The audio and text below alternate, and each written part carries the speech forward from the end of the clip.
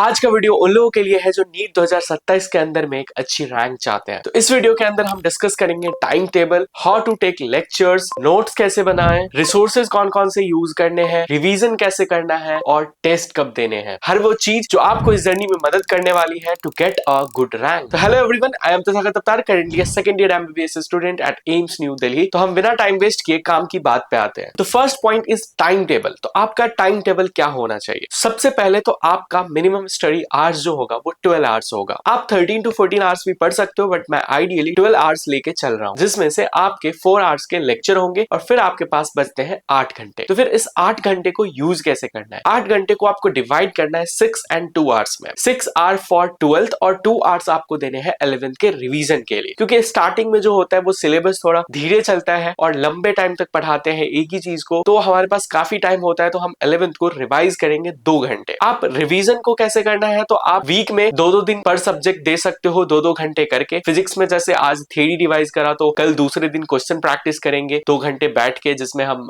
90-100 question लगा सके। Bio में जैसे 2-2 घंटे रोज बैठा तो 3-4 चैप्टर पढ़ लिया। केमिस्ट्री में भी सेम करेंगे, ऐसे करेंगे। उसके बाद नेक्स्ट पॉइंट पे आते हैं, that is how to take lectures. Lectures आपको कौन से प्रेफर करने, लाइव या रिकॉर्डेड? तो मैं बोलूंगा कि आपको लाइव लेक्चर प्रेफर करना चाहिए, क्योंकि वो एक परफेक्ट टाइम पे कंप्लीट होगा, जिससे आपको लेक्चर देखने में 2 घंटे का लेक्चर देखने में आप 3 घंटे नहीं लगाओगे। तो ये बेटर होगा। और क्या होता है कि लाइव लेक्चर एक फिक्स टाइम पे आती है, तो एक हमारा शेड्यूल भी बना रहेगा, तो इसलिए लाइव लेक्चर प्रेफर करनी है। और बात रही स्पीड को, तो आपको नॉर्मल स्पीड पे देखना है, क्योंकि जब हम कंसेप्ट बिल्ड कर रहे होते हैं नॉर्मल स्पीड पे देखना चाहिए, क्योंकि जल्दबाजी में हम क्या करते हैं, बहुत चीजें दिमाग पे रिटेन नहीं होते हैं और वे स्किप हो जाते हैं। इसीलिए जो स्पीड ज्यादा है वो आपके रिवीजन के लिए होता है, तो प्रेफर करो कि नॉर्मल स्पीड पे लेक्चर को देखो। अब आते हैं हम वीडियो के नेक्स्ट पार्ट पे, दैट इज नोट्स। नोट्स कैसे बनाना है? तो नोट्स ट्राई करो कि लेक्चर के साथ बनाना है, अलग से टाइम वेस्ट नहीं करना है। जितना लिख पाओ वेल एंड गुड, अगर नहीं लिख पाओ तो उसको लेक्चर ओवर होने के बाद लिखना है। तो ट्राई करना है कि मोस्ट ऑफ द चीजें हम लिखें। और जैसे कि फिजिक्स में मैं बता दूं तो कि सारे क्वेश्चंस नहीं लिखने हैं। जैसे कि मेरे टेलीग्राम पे आप जाके एक सैंपल देख सकते हो कि मैंने कैसे नोट्स बनाया था, आपको लिंक मिल जाएगी टेलीग्राम की, और वैसे ही नोट्स बनाने हैं। आपको सिर्फ थियरी और इंपोर्टेंट कंसेप्ट लिखने हैं, और बाद बाकी क्वेश्चंस आपको सिर्फ सॉल्व करने के लिए होते हैं,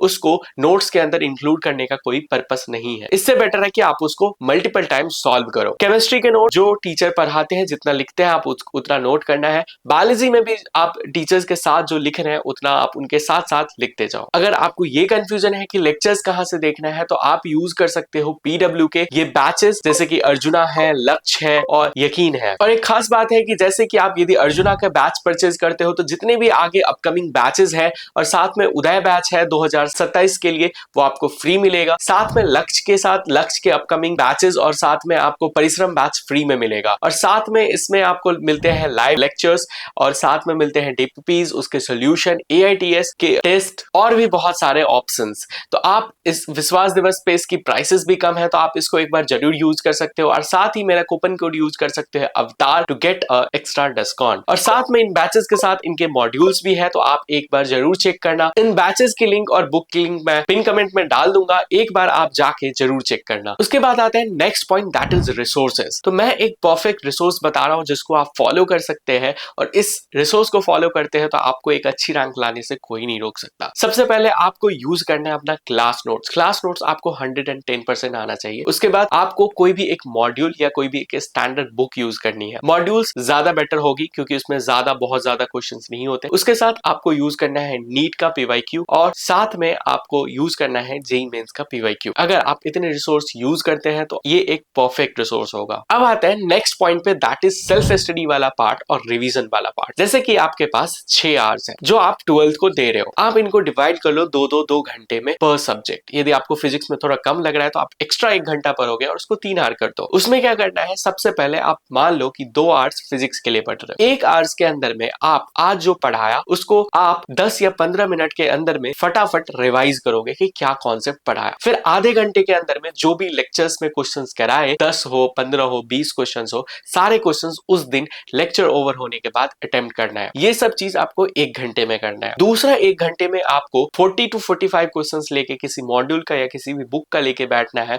और उसे सॉल्व करना है। और बायो के लिए 2 घंटे में आपको क्या करना है, तो फर्स्ट 1 आवर में आपको जो पढ़ाया गया उसके नोट्स रिवाइज करने हैं, साथ में डीपीपी करना है, और अगले 1 घंटे में आपको एनसीईआरटी को रीड करना है। रोज 1 घंटे एनसीईआरटी रीड करने की अभी से आदत डालनी है। केमिस्ट्री में भी आप सेम करोगे। फिजिकल केमिस्ट्री चल रहा है तो फिजिक्स की तरह करोगे, और इनऑर्गेनिक ऑर्गेनिक चल रहा है तो बायो में जैसा कर रहे हो, और ऑर्गेनिक में थोड़ा मिक्स टाइप करना पड़ेगा क्योंकि उसमें क्वेश्चन भी सॉल्व करना है, तो ऐसे आप कर सकते हो। एंड अब आते हैं नेक्स्ट पॉइंट पे, दैट इज टेस्ट। तो टेस्ट की फ्रीक्वेंसी जो आपको रखनी चाहिए वो इनिशियली तो आपके बैच के हिसाब से होगी, 15 डेज पे या 7 डेज पे। तो मैं कहूंगा तो बेस्ट सबसे है कि आप 7 डेज पे टेस्ट दो। बट इनिशियली क्या होता है, 7 डेज में उतना टॉपिक कवर नहीं होता क्योंकि धीरे धीरे पढ़ाते हैं, तो वो टेस्ट थोड़े कम हो जाएंगे। बट मैं कहूंगा कि आप जो 11th रिवाइज कर रहे हो उस टेस्ट को अल्टरनेट डेज पे रख सकते हो। मान लो कोई 15 डेज पे टेस्ट आने वाला है, तो उसके पहले हफ्ते में आप कोई 11th का टेस्ट उठा के, कोई भी टेस्ट आप लेके आप उनको दे सकते हो, जिससे आपका रिवीजन और टेस्ट भी 11th पे अच्छा कमांड बैठ जाएगा। तो इन तरीकों को फॉलो करके आप एक अच्छी रैंक ले आ सकते हो, और साथ में आपका 12th फिनिश होगा विद 11th का रिवीजन। वीडियो कैसी लगी मुझे कमेंट करके जरूर बताना, और कैसी वीडियो चाहिए आप कमेंट करके बता सकते हो। इस वीडियो में इतना ही, फिर मिलेंगे कभी और किसी और वीडियो में, तब तक के लिए